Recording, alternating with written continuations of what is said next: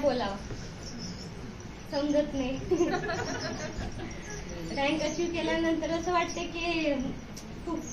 आणि मी प्रथम तर माझ्या पोरींना धन्यवाद मानते की दोन्ही पोरी माझ्या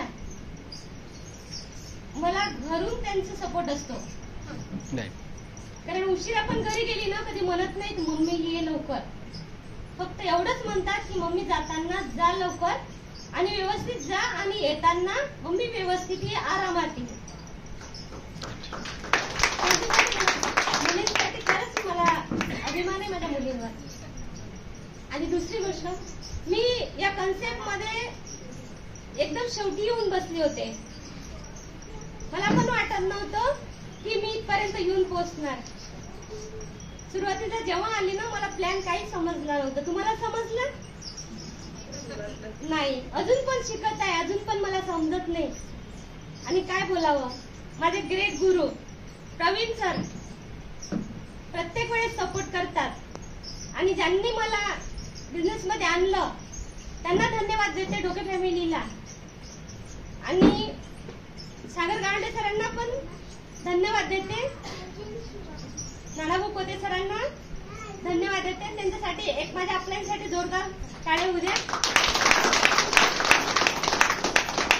आणखी शेतकरी व्यक्तिमत्व कागरू सरांना पण धन्यवाद देते. जेव्हा मी हा बिझनेस चालू केला ना तेव्हा विदर्भ हॉस्पिटलमध्ये मी जॉब करायची. जेमतेम मला फक्त 3000 रुपये मिळायचे. काय होते 3000 रुपये? काहीच नाही होत. हळूहळू पेमेंट वाढत गेला, 8000 झाला. 8000 नंतर मग हा बिझनेस मला माझ्या अपलाईननी दिला. आणि काम करता करता मी 4 वाजेपर्यंत काम करायची. कधी नाईट असायची, कधी दिवसा असायची, कधी दुपारी असायची. ड्युटी झाल्यानंतर हा 2-2 तास फक्त 4 ते 5 वर्ष मी काम केलं. मलाही वाटत नव्हतं याच्यात काहीतरी सक्सेस भेटेल म्हणून. पण खरंच थँक्यू मानते मी माझ्या देवाला की त्यांनी मला पण म्हणजे डोकं माझं सही सलामत ठेवलं काम करण्यासाठी.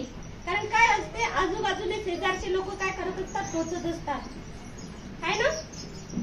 आता अपलाईन आले तर म्हणतात हा सोडला का दुसरा पकडला, दुसरा सोडला का तिसरा पकडला म्हणतात ना. मला पण असेच म्हणत होते पण मी त्याच्यावर लक्ष दिलं नाही. मी फक्त काम करत गेली.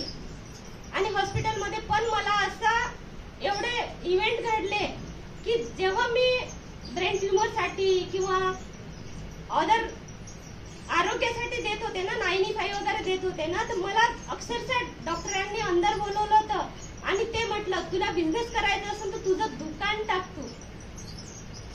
तुझं दुसरं हॉस्पिटल टाक. तू माझ्या हॉस्पिटलमध्ये बिलकुल काम करायचं नाही, निघ इथून. तेव्हा मी खूप म्हणजे हे केलं सरांना, नाही सर मी चुकले, मी नाही करणार, परत देणार नाही. पण त्यांनी माझं ऐकलं नाही. आणि हीच चीड आली.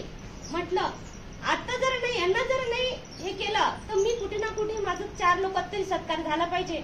आणि माझ्याच्यानी 4 लोक चांगले झाले पाहिजे, त्यांचे आरोग्य चांगले झाले पाहिजे. म्हणून सतत काम करत गेली आणि या स्टेजवर पोहोचली. धन्यवाद देते माझे बिझनेस पार्टनर सगळे, त्यांना पण धन्यवाद देते. आणि ते नसते ना तर मी पण इथे नसते. एवढंच बोलते. थँक्यू माय लाईफस्टाईल.